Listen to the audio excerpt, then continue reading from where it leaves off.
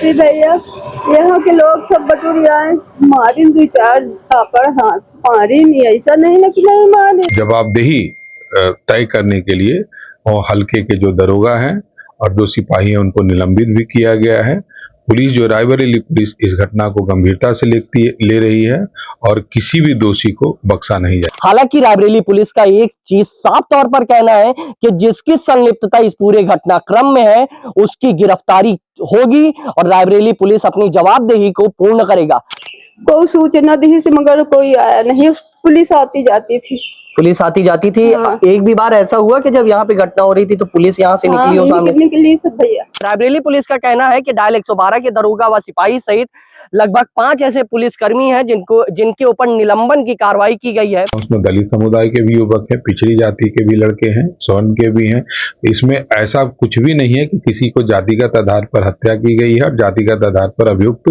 Raebareli police बिल्कुल इसको अपराध मानते हुए सख्त से सख्त कार्रवाई कर रही है, किसी भी दोषी को नहीं बख्शेगी। पुलिस का साफ कहना है कि इसको राजनीति रंग न देने का प्रयास किया जाए और अगर कोई भी इसको राजनीतिक रंग या जातीय रंग देने का प्रयास करता है तो उसके ऊपर भी कठोर कार्रवाई की जाएगी। जितने भी पुरुष थे, जिस गांव के जो भी संलिप्त पुरुष थे उस पूरी घटनाक्रम में या तो उनकी गिरफ्तारी हो चुकी है या वो मौके से फरार बताए जा रहे हैं।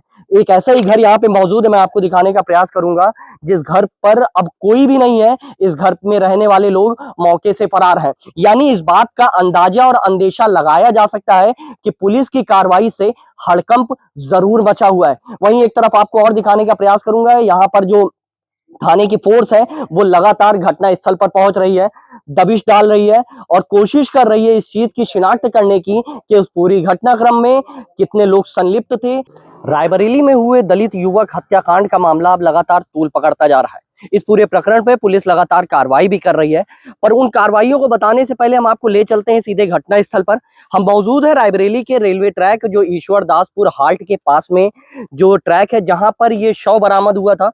पुलिस मौके पर पहुंचती है, शव को बरामद करती है, जांच पड़ताल शुरू करती है, पर पुलिस को इस बात का भी अंदाजा नहीं था कि इस युवक की हत्या इतनी निर्ममता के साथ की गई है, जिसकी वीडियो सोशल मीडिया पर वायरल होने के बाद से पुलिस लगातार जांच पड़ताल कर रही थी। वहीं अब लगातार कार्रवाई भी होती हुई नजर आ रही है। आपको सीधे दिखाने का प्रयास करूंगा, ये वो जगह है जहां पर डेड बॉडी बरामद की गई थी और वहीं अंदाजा और लोगों की माने तो वो ये बताते हैं कि यहां से महज चंद कदमों की दूरी पर इसी रास्ते से वो गांव पड़ता है जिस गांव में इस पूरे हत्याकांड को, इस पूरे मॉब लिंचिंग को अंजाम दिया गया है। यानी जितने लोग संलिप्त थे उन लोगों ने घटनाक्रम को यहां पर भी अंजाम दिया और इससे महज आगे बढ़कर जब हम गांव में प्रवेश करते हैं तो उधर भी इस घटना को अंजाम दिया गया है। अब चलेंगे गांव के अंदर और देखेंगे आखिरकार गांव के इस वक्त हालात क्या है। जिस प्रकार से परतें खुल रही हैं उससे एक बात का और पता चलता है कि एक वीडियो सोशल मीडिया पर वायरल हुआ जिसमें जो मृतक है उसको तख्त पर बैठाकर कुछ यहाँ के रावण रूपी लोगों ने उसको मारने का प्रयास किया और पीटते रहे और उसकी गलती किसी को नहीं पता थी। गलती उसकी महज सिर्फ इतनी थी कि वो उस समय दशहरा वाले दिन इस गांव में था।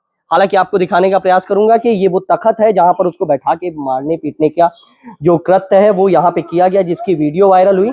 यहाँ पे हमारे साथ दादी हैं, उनसे बातचीत करने का प्रयास करेंगे। दादी, उस दिन क्या हो रहा था यहाँ पे? भैया यहाँ शाम को चोर आए थे, एक बार खेद दिए, दोबारा फिर आए, फिर खेद दिया। हमारी भैंस खुली गई, बात पीछे हरा बांधे थे और उसका सब लोग यहाँ चोर ढूंढत रहे तो फिर तो ढूंढे गए तो बुसौलम बैठा था, उसको पकड़ के यहाँ लाए, यहाँ बैठाए थे। ये यहाँ पे नहीं, वहाँ पे बैठा था, यहाँ नहीं था भैया। हाँ, तख्त, इसी तख्त पे बैठाया गया था। हाँ, वहीं पे बैठा। हाँ, ठीक है, फिर आगे?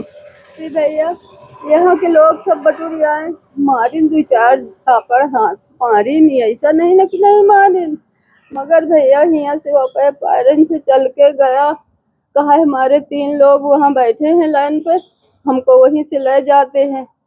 और वहाँ से गया, लोग पीछे पीछे रहे। अच्छा, जब यहाँ पे मारा जा रहा था उसको, आपने पुलिस को सूचना दी थी?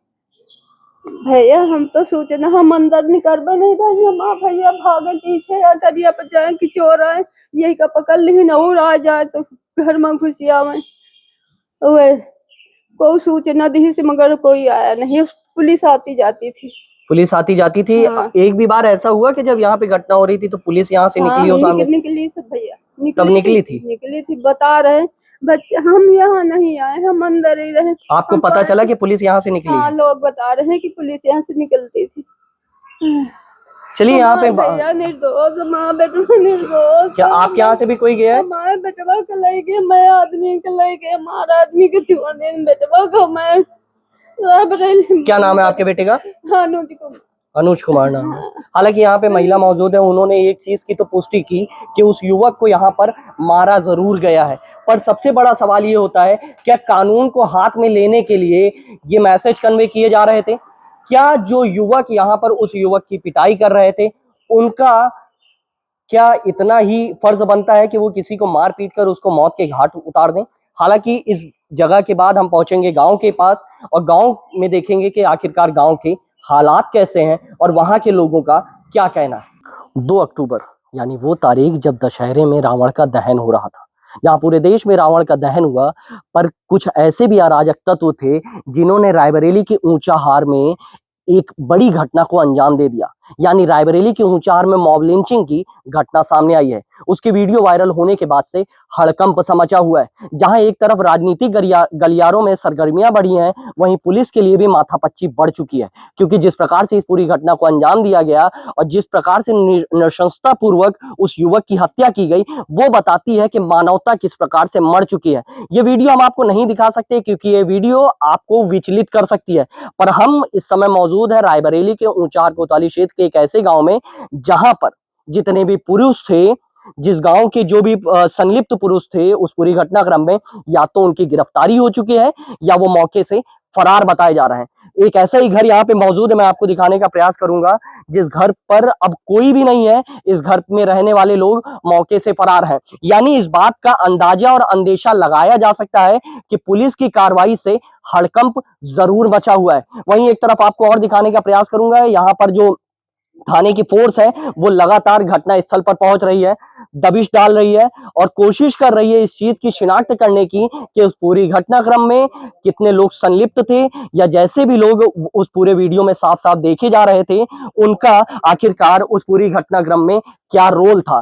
तो हालांकि इस पूरे मामले में अगर कार्रवाई की बात की जाए तो कार्रवाई के नाम पे डॉक्टर यशवीर सिंह, जो रायबरेली के पुलिस अधीक्षक है, रायबरेली पुलिस की कमान संभाल रहे हैं, उन्होंने 5 पुलिस कर्मियों पर इस पूरी चीज की जवाबदेही के तहत कार्रवाई को अंजाम दिया है। वहीं इस पूरे मामले पर रायबरेली के एडिशनल एसपी रायबरेली के एडिशनल एसपी संजीव कुमार सिन्हा से बात की गई तो उन्होंने साफ साफ बताया कि जिस प्रकार से सोशल मीडिया पर इसको जातीय रंग देने या राजनीति रंग देने का प्रयास किया जा रहा है, उन पर भी अंकुश लगाया जाए, क्योंकि ये केवल अफवाहें उड़ाई जा रही हैं। क्योंकि जब ये सवाल पूछा गया तो उन्होंने एक बात को जरूर साफ किया कि जिन 5 लोगों की अभी तक गिरफ्तारी हुई है, उनमें उन जाति के लोग भी हैं जिनके लोग सोशल मीडिया पर लिखकर इसको जातीय रंग देने का प्रयास कर रहे हैं। हालांकि सबसे बड़ा सवाल ये उठता है कि बीते 1 महीने से जिस प्रकार से ड्रोन के माध्यम से चोरी की घटना को अंजाम देने जैसी बात सामने आई थी, उस पर अंकुश लगा पाने में आखिरकार कितना सफल रहा प्रशासन, ये सवाल लगातार उठेगा। पर क्या ये पूरी घटना जो अंजाम दी गई, इस पूरी घटनाक्रम में मौजूद लोग, इस पूरी घटना में रावण रूपी मौजूद लोग जिस प्रकार से नृशंसता और नीचता पूर्वक इस पूरी घटना को अंजाम दे रहे थे, उन पर किस प्रकार से कठोर कार्रवाई की जाएगी, ये भी जो सवाल है वो अधर में अटका हुआ है। हालांकि यहां पर मैं और दिखाने का प्रयास करूं, ये वो परिजन हैं जिनके घर के लोग या तो फरार बताए जा रहे हैं या तो उनको पुलिस ने, रायबरेली पुलिस ने गिरफ्तार करके जांच पड़ताल कर रही है। हालांकि कुछ ऐसे लोग भी चिन्हित करके उठाए गए हैं जिनका रोल प्रत्यक्ष या अप्रत्यक्ष रूप से इस पूरी घटना में देखा गया या देखा जा रहा है। हालांकि रायबरेली पुलिस का एक चीज साफ तौर पर कहना है कि जिसकी संलिप्तता इस पूरे घटनाक्रम में है उसकी गिरफ्तारी होगी और रायबरेली पुलिस अपनी जवाबदेही को पूर्ण करेगा। हालांकि इस पूरे मामले में लापरवाही तौर पर स्थानीय दरोगा को निलंबित किया गया, उनके साथ मौजूद 2 सिपाहियों को निलंबित किया गया। यहां पर पेट्रोलिंग के लिए लगाई गई डायल 112 के दरोगा व सिपाही को भी सस्पेंड किया गया है। सिर्फ इतना नहीं, ऊंचाहार कोतवाली की कमान संभाल रहे एसओ को भी अपराध शाखा से संबद्ध किया गया है। अभी तक आपने वो घटना स्थल देखे जहां पर शव मिला, फिर उसके बाद हमने आपको दिखाने का प्रयास किया गया किस तख्त पर बैठाकर इस पूरी घटना को अंजाम दिया गया। और अब हम मौजूद हैं उस गांव में जहां के लोग या तो फरार बताए जा रहे हैं या पुलिस ने उनको धर दबोचा है। पुलिस का साफ कहना है कि इसको राजनीति रंग ना देने का प्रयास किया जाए और अगर कोई भी इसको राजनीतिक रंग या जातीय रंग देने का प्रयास करता है तो उसके ऊपर भी कठोर कार्रवाई की जाएगी। अब देखने वाली बात है कि आखिरकार रायबरेली पुलिस और कितने लोगों की गिरफ्तारी करती है। इस पूरे घटनाक्रम का मूल रूप क्या था, मूलतः किस जगह से ये पूरा प्रकरण उठा और किस जगह से और किस वाकयात को लेकर इस पूरी मॉब लिंचिंग को अंजाम दिया गया। हालांकि ये दुखद घटना है। इस घटना को लेकर जितने भी राजनीतिक बयानबाजियां भी हो रही है वो भी इस घटना को दुखद बता रहे हैं, पर सवाल ये उठता है कि क्या मानवता इस प्रकार से मृत हो चुकी है कि लोग राम को मानने वाले, ईश्वर को मानने वाले लोग अब इस प्रकार की चीजें करेंगे? ये बड़े सवाल है। चलते हैं, एक महिला मौजूद है, उनसे बातचीत करूंगा, फिर मैं और चीजों पर आपकी नजर इनायत करूंगा। आखिरकार ये कौन है, इनके घर से किसकी गिरफ्तारी हुई है, इनको क्या पता चला, ये भी जानने का प्रयास करेंगे। क्या नाम है? विजय।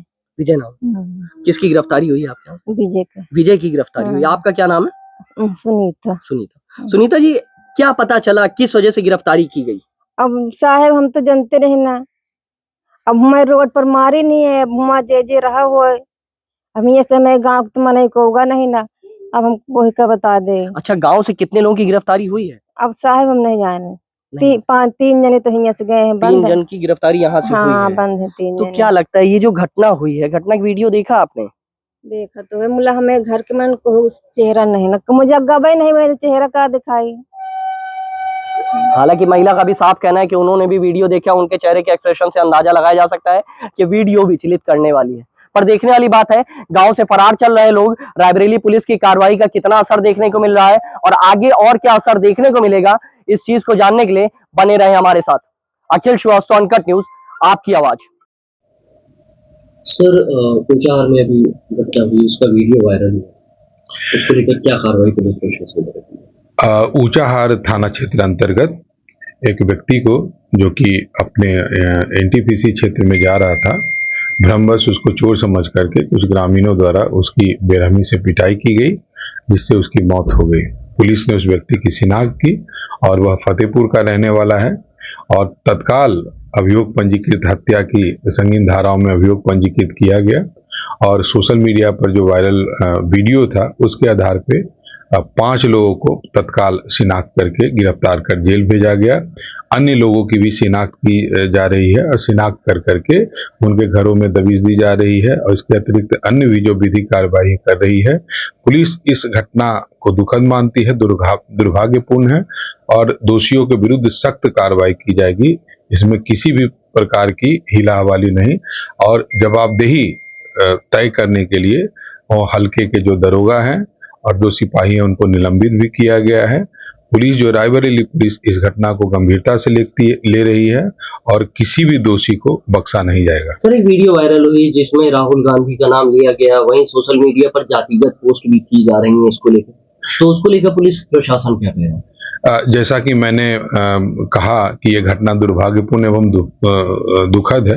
एक पुलिस अधिकारी होने के नाते मैं भी व्यक्तिगत रूप से आहत हूँ।